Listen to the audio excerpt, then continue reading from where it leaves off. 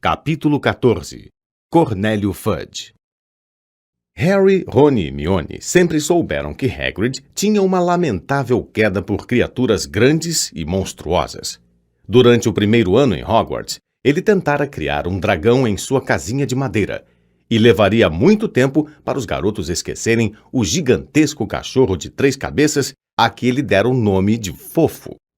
E, se quando era criança, Hagrid tivesse ouvido falar que havia um monstro escondido em algum lugar do castelo, Harry tinha certeza de que ele teria feito o possível para dar uma espiada. E provavelmente pensaria que era uma vergonha o monstro ficar preso tanto tempo e que merecia uma oportunidade de esticar as pernas. Harry bem podia imaginar o Hagrid de 13 anos tentando pôr uma coleira e uma guia no bicho. Mas tinha igualmente certeza de que Hagrid jamais quisera matar alguém. Chegou a desejar que não tivesse descoberto como trabalhar com o diário de Riddle. Rony e Hermione o fizeram repetir várias vezes o que vira, até ele ficar cheio de contar e cheio das conversas compridas e tortuosas que se seguiam à sua história. Riddle pode ter apanhado a pessoa errada, disse Hermione. Talvez fosse outro o monstro que estava atacando as pessoas. Quantos monstros vocês acham que cabem aqui no castelo? Perguntou Rony abobado. Sempre soubemos que Hagrid foi expulso, disse Harry, infeliz. E os ataques devem ter parado depois que o mandaram embora. Do contrário, Riddle não teria ganho um prêmio. Rony tentou um ângulo diferente. Riddle se parece com o Percy. Afinal, quem pediu a ele para dedurar o Hagrid? Mas o monstro tinha matado alguém, Rony, lembrou Hermione. E Riddle ia voltar para um orfanato de trouxas se fechassem Hogwarts, disse Harry. Não posso culpá-lo por querer ficar aqui. Você encontrou o Hagrid na travessa do tranco, não foi, Harry? Ele estava comprando um repelente para lesmas carnívoras, respondeu Harry depressa. Os 3 se calaram. Passado muito tempo, Hermione deu voz à pergunta mais cabeluda num tom hesitante. Vocês acham que devemos perguntar ao Hagrid o que aconteceu? Ia ser uma visita animada, disse Rony. Olá, Hagrid. Conte para a gente, você andou soltando alguma coisa selvagem e peluda no castelo ultimamente? Por fim, eles resolveram não dizer nada a Hagrid, a não ser que houvesse outro ataque. E como muitos e muitos dias se passaram, sem sequer um sussurro da voz invisível, começaram a alimentar esperanças de que nunca precisariam perguntar a ele os motivos de sua expulsão. Fazia agora quase 4 meses desde que Justino e Nick Quase Sem Cabeça tinham sido petrificados, e quase todo mundo parecia pensar que o atacante, fosse quem fosse, tinha se retirado para sempre. Pirraça finalmente se cansara do seu refrão. Ah, Potter podre! Ernie Macmillan pediu certo dia a Harry, com muita educação, para lhe passar um balde de sapos saltitantes na aula de herbologia. E em março, várias mandrágoras deram uma festa de arromba na estufa 3, o que deixou a professora Sprout muito feliz. Na hora em que começarem a tentar se mudar para os vasos umas das outras, então saberemos que estão completamente adultas, explicou ela a Harry. Então, poderemos ressuscitar aqueles pobrezinhos na ala hospitalar. Os alunos do 2º ano receberam algo novo em que pensar durante os feriados de Páscoa. Chegara a hora de escolher as matérias para o 3º ano, um assunto que pelo menos Hermione levou muito a sério. Pode afetar todo o nosso futuro, disse a Harry e Rony enquanto examinavam as listas das novas matérias, marcando-as com tiques. Eu só quero desistir de poções, falou Harry. Não podemos, contrapôs Rony desanimado. Continuamos com todas as matérias antigas ou eu teria descartado defesa contra as artes das trevas. Mas essa é muito importante, exclamou Hermione chocada. Não do jeito que o Lockhart ensina, disse Rony. Eu não aprendi nada com ele, a não ser que é perigoso deixar diabretes soltos. Neville Longbottom recebera cartas de todos os bruxos e bruxas da família, cada um deles lhe dando um conselho diferente sobre o que escolher. Confuso e preocupado, ele se sentou para ler as listas de matérias, com a língua de fora, perguntando às pessoas se achavam que aritmancia parecia mais difícil do que o estudo das runas antigas. Dino Thomas, que como Harry crescera entre trouxas, Por fim, fechou os olhos e ia apontando a varinha para a lista e escolhendo as matérias em que ela tocava. Mione não pediu conselho de ninguém, matriculou-se em todas. Harry sorriu constrangido em pensar o que o tio Walter e a tia Petúnia diriam se ele tentasse discutir sua carreira de bruxo com os dois. Não que ele não recebesse nenhuma orientação. Percy Weasley estava ansioso para partilhar com ele a experiência que tinha. Depende onde você quer chegar, Harry, disse. Nunca é cedo demais para pensar no futuro, por isso eu recomendo a adivinhação.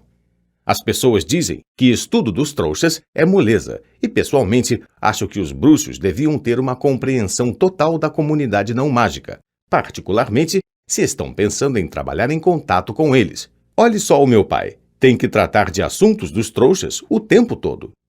Meu irmão Carlinhos sempre foi uma pessoa que gostou do ar livre, por isso se especializou na criação de criaturas mágicas. Favoreça suas inclinações, Harry. Mas a única coisa em que Harry se achava muito bom era no quadribol. Por fim, ele acabou escolhendo as mesmas matérias novas que Rony, achando que se fosse mal, pelo menos teria um amigo para ajudá-lo. O próximo jogo da Grifinória seria contra a Lufa-Lufa. Wood insistia em fazer treinos todas as noites depois do jantar, de modo que Harry mal tinha tempo para mais nada, exceto o quadribol e os deveres de casa. Entretanto, os treinos estavam mais amenos, ou pelo menos estavam mais secos. E na véspera do jogo de sábado, ele foi ao dormitório guardar a vassoura, sentindo que as chances da Grifinória para a taça de quadribol nunca tinham sido maiores. Mas sua animação não durou muito. No alto da escada para o dormitório, ele encontrou Neville Longbottom, que parecia transtornado. Harry, não sei quem fez aquilo, acabei de encontrar. Olhando para Harry amedrontado, Neville abriu a porta. O conteúdo do malão de Harry estava espalhado por todos os lados. Sua capa estava rasgada no chão. As roupas de cama tinham sido arrancadas e a gaveta puxada do armário ao lado da cama e seu conteúdo espalhado em cima do colchão.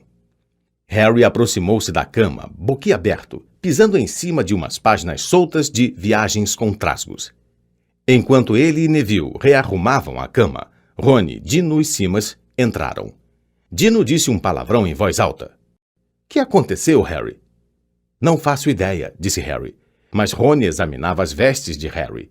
Todos os bolsos tinham sido revirados. — Alguém andou procurando alguma coisa, disse Rony. Tem alguma coisa faltando? Harry começou a apanhar as coisas e a atirá-las para dentro do malão. Somente quando ele atirou o último livro de Lockhart foi que se deu conta do que estava faltando. O diário de Riddle desapareceu, disse em voz baixa a Rony. Quê? Harry indicou com a cabeça a porta do dormitório e Rony o seguiu para fora.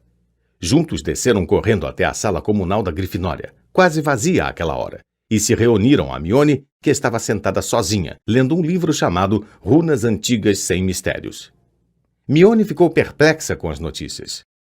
Mas só outro aluno da Grifinória poderia ter roubado. Ninguém mais sabe a senha. Exatamente, disse Harry. Eles acordaram na manhã seguinte com um sol radioso e uma brisa leve e fresca. Condições perfeitas para o quadribol, exclamou Wood, entusiasmado à mesa da Grifinória, enchendo os pratos dos jogadores com ovos mexidos. Harry, mexa-se, você precisa de um café da manhã decente.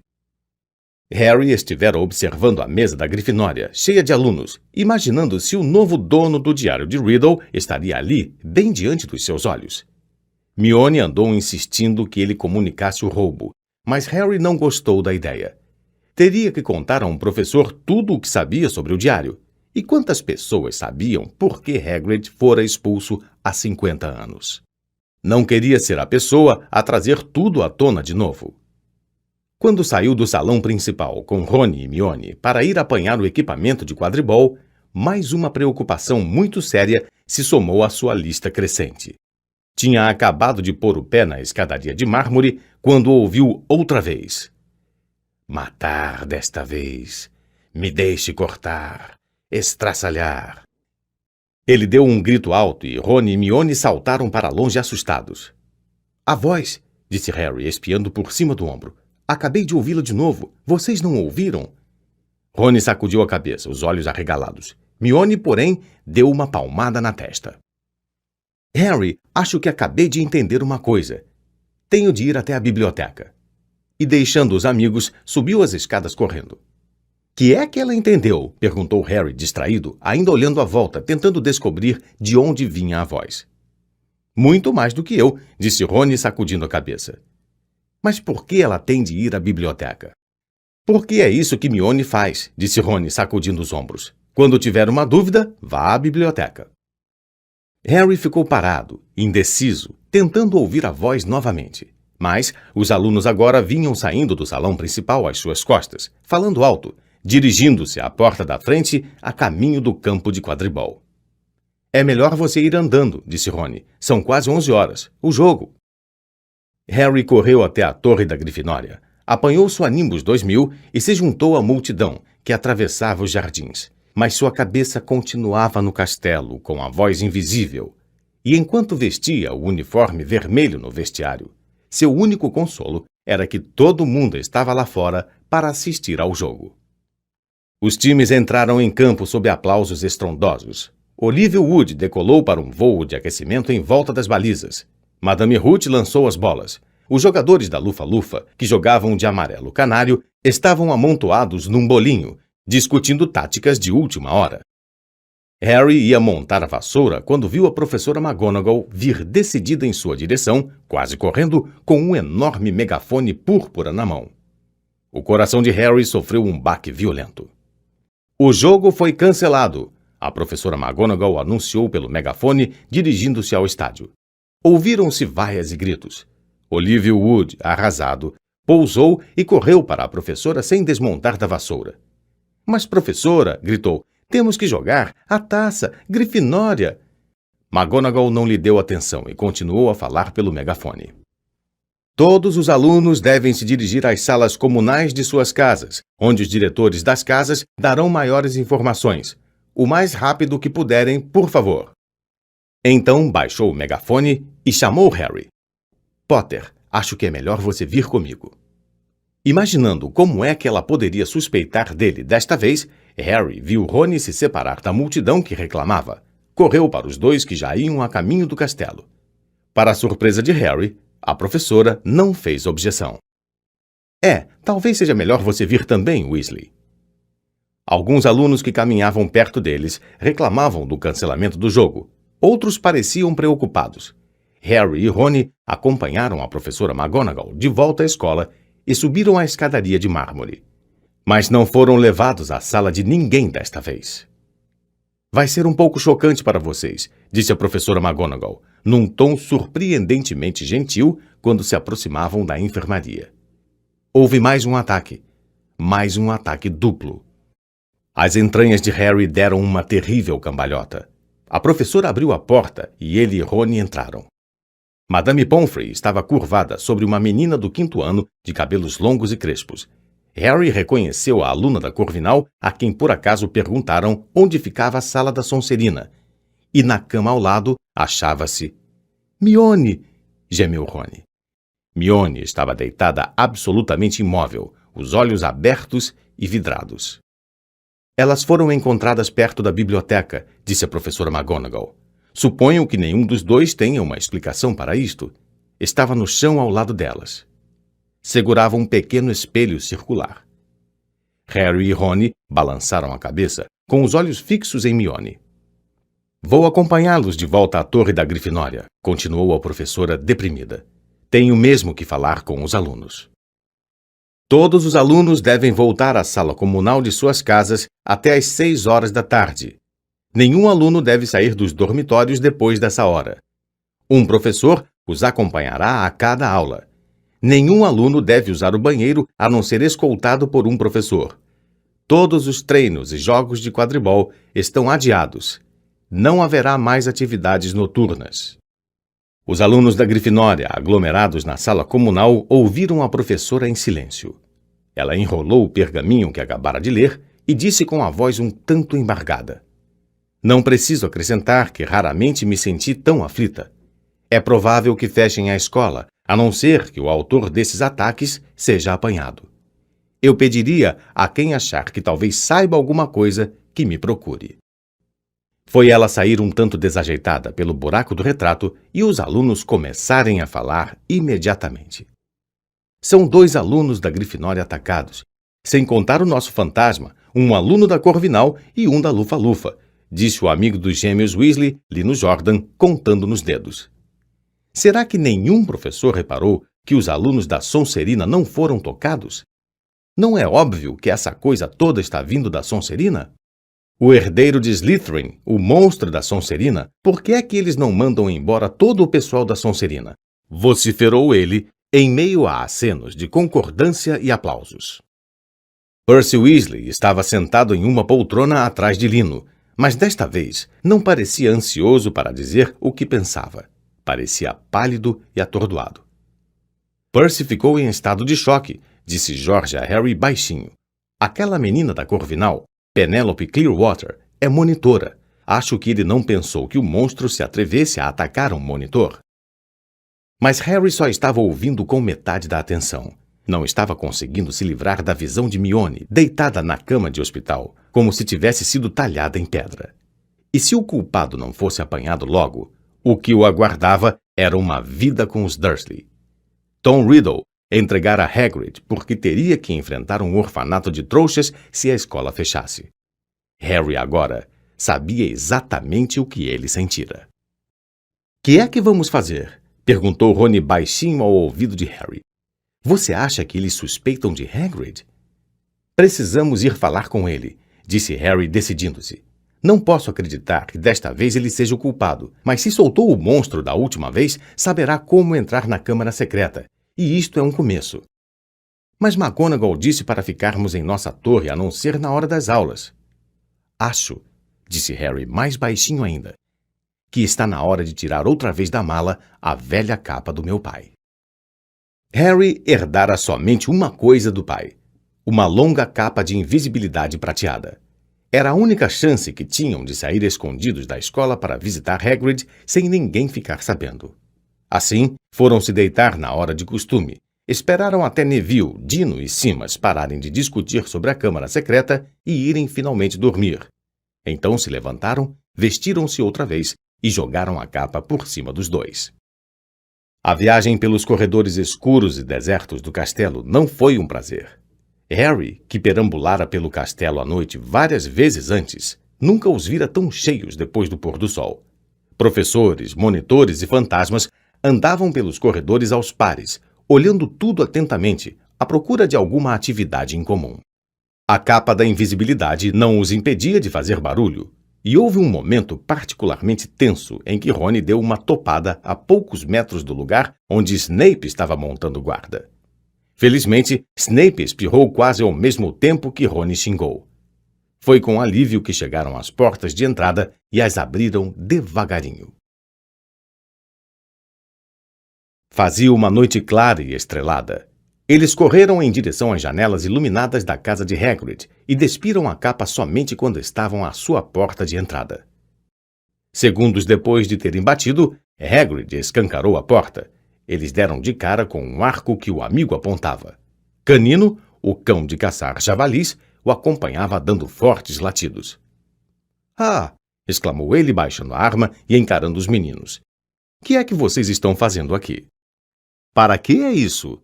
perguntou Harry ao entrarem, apontando para o arco. "Nada, nada", murmurou Hagrid. "Estava esperando... Não faz mal. Sentem, vou preparar um chá." Ele parecia não saber muito bem o que estava fazendo. Quase apagou a lareira ao derramar água da chaleira e, em seguida, amassou o bule com um movimento nervoso da mão enorme. "Você está bem, Hagrid?" perguntou Harry. "Soube do que aconteceu com a Mione?" "Ah, soube sim", respondeu Hagrid com a voz ligeiramente falha. Ele não parava de olhar nervoso para as janelas. Serviu aos meninos 2 canecões de água fervendo. Esquecera-se de pôr chá na chaleira. E ia servindo uma fatia de bolo de frutas num prato quando ouviram uma forte batida na porta. Hagrid deixou cair o bolo de frutas. Harry e Rony se entreolharam em pânico, mas logo se cobriram com a capa e se retiraram para um canto. Hagrid se certificou de que os garotos estavam escondidos. Apanhou o arco e escancarou mais uma vez a porta. Boa noite, Hagrid. Era Dumbledore. Ele entrou, parecendo mortalmente sério, e vinha acompanhado por um homem de aspecto muito esquisito. O estranho tinha os cabelos grisalhos despenteados, uma expressão ansiosa e usava uma estranha combinação de roupas. Terno de risca de giz, gravata vermelha, uma longa capa preta e botas roxas de bico fino. Sob o braço, carregava um chapéu coco cor de limão. É o chefe do papai, cochichou Rony. Cornélio Fudge, ministro da magia. Harry deu uma forte cotovelada em Rony para fazê-lo calar-se. Hagrid empalidecera e suava. Deixou-se cair em uma cadeira e olhava de Dumbledore para Cornélio Fudge. Problema sério, Hagrid, disse Fudge em tom seco. Problema muito sério. Tive que vir. 4 ataques em alunos nascidos trouxas. As coisas foram longe demais. O ministério teve que agir. Eu nunca... disse Hagrid, olhando suplicante para Dumbledore. O senhor sabe que eu nunca... Professor Dumbledore. Quero que fique entendido, Cornélio, que Hagrid goza de minha inteira confiança, disse Dumbledore, fechando a cara para Fudge. Olhe, alvo, respondeu Fudge constrangido. A ficha de Hagrid depõe contra ele. O ministério teve que fazer alguma coisa. O conselho diretor da escola entrou em contato. Contudo, Cornélio, continua a afirmar que levar Hagrid não vai resolver nada, disse Dumbledore. Seus olhos azuis tinham uma intensidade que Harry nunca vira antes. Procure entender o meu ponto de vista, disse Fudge, manuseando o chapéu coco. Estou sofrendo muita pressão. Precisam ver que estou fazendo alguma coisa. Se descobrirmos que não foi Hagrid, ele voltará e não se fala mais no assunto. Mas tenho que levá-lo. Tenho. Não estaria cumprindo o meu dever. Me levar? Perguntou Hagrid, começando a tremer. Me levar aonde? Só por um tempo, disse Fudge, sem encarar Hagrid nos olhos. Não é um castigo, Hagrid. É mais uma precaução. Se outra pessoa for apanhada, você será solto com as nossas desculpas. Não para Azkaban, lamentou Hagrid rouco. Antes que Fudge pudesse responder, ouviram outra batida forte na porta. Dumbledore atendeu-a. Foi a vez de Harry levar uma cotovelada nas costelas, deixar escapar uma exclamação audível. O Sr. Lúcio Malfoy entrou decidido na cabana de Hagrid, envolto em uma longa capa de viagem, com um sorriso frio e satisfeito. Canino começou a rosnar. Já está aqui, Fudge, disse em tom de aprovação. Muito bem. Que é que o senhor está fazendo aqui? Perguntou Hagrid furioso. Saia da minha casa. Meu caro, por favor acredite em mim. Não me dá nenhum prazer estar no seu... Você chama isso de casa? Disse Lúcio Malfoy, desdenhoso, correndo os olhos pela pequena cabana. Simplesmente vim à escola e me disseram que o diretor se encontrava aqui. E o que era exatamente que você queria comigo, Lúcio? Perguntou Dumbledore. Falou com cortesia, mas a intensidade ainda encandecia os seus olhos azuis. É lamentável, Dumbledore, disse Malfoy sem pressa, puxando um rolo de pergaminho. Mas os conselheiros acham que está na hora de você se retirar. Tenho aqui uma ordem de suspensão com as 12 assinaturas. Receio que o conselho pense que você está perdendo o jeito. Quantos ataques houve até agora? Mais 2 hoje à tarde, não foi? Nesse ritmo, não sobrarão alunos nascidos trouxas em Hogwarts, e todos sabemos que perda horrível isto seria para a escola. Ah, olha aqui, Lúcio, disse Fudge, parecendo assustado. Dumbledore suspenso? Não. A última coisa que queremos neste momento... A nomeação ou a suspensão de um diretor é assunto do conselho, Fudge, disse o Sr. Malfoy suavemente. E como Dumbledore não conseguiu fazer parar os ataques... Olha aqui, Malfoy, se Dumbledore não consegue fazê-los parar, disse Fudge, cujo lábio superior estava úmido de suor. Eu pergunto, quem vai conseguir? Isto resta ver, disse o Sr. Malfoy com um sorriso desagradável. Mas, como todo o conselho votou... Hagrid levantou-se de um salto, a cabeça desgrenhada raspando o teto. E quantos você precisou ameaçar e chantagear para concordarem, hein, Malfoy? Vociferou. Ai. Sabe, esse seu mau gênio ainda vai lhe causar problemas um dia desses, Hagrid, disse o Sr. Malfoy. Eu aconselharia você a não gritar assim com os guardas de Azkaban. Eles não vão gostar nadinha. Você não pode afastar Dumbledore! Gritou Hagrid, fazendo Canino se agachar e choramingar no cesto de dormir. Afaste ele, e os alunos nascidos trouxas não terão a menor chance. Vai haver mortes em seguida. Acalme-se, Hagrid, ordenou Dumbledore. Virou-se então para Lúcio Malfoy. Se o conselho quer que eu me afaste, Lúcio, naturalmente eu vou obedecer. Mas... gaguejou Fudge. Não! Disse Hagrid com raiva. Dumbledore não tirara seus olhos azuis cintilantes dos olhos frios e cinzentos de Lúcio Malfoy. Porém, continuou ele, falando muito lenta e claramente, de modo que ninguém perdesse uma só palavra. Você vai descobrir que só terei realmente deixado a escola quando ninguém mais aqui for leal a mim. Você também vai descobrir que Hogwarts sempre ajudará aqueles que a ela recorrerem. Por um segundo, Harry teve quase certeza de que os olhos de Dumbledore piscaram em direção ao canto em que ele e Rony estavam escondidos. Admiráveis sentimentos, disse Malfoy, fazendo uma reverência. Todos sentiremos falta do seu... modo muito pessoal de dirigir as coisas, alvo. E só espero que o seu sucessor consiga impedir... matanças. E dirigiu-se à porta da cabana, abriu-a, fez um gesto largo indicando a porta para Dumbledore. Fudge, manuseando seu chapéu coco, esperou Hagrid passar à sua frente. Mas Hagrid continuou firme, inspirou profundamente e disse com clareza. Se alguém quiser descobrir alguma coisa, é só seguir as aranhas. Elas indicariam o caminho certo. É só o que digo. Fudge olhou-o muito admirado.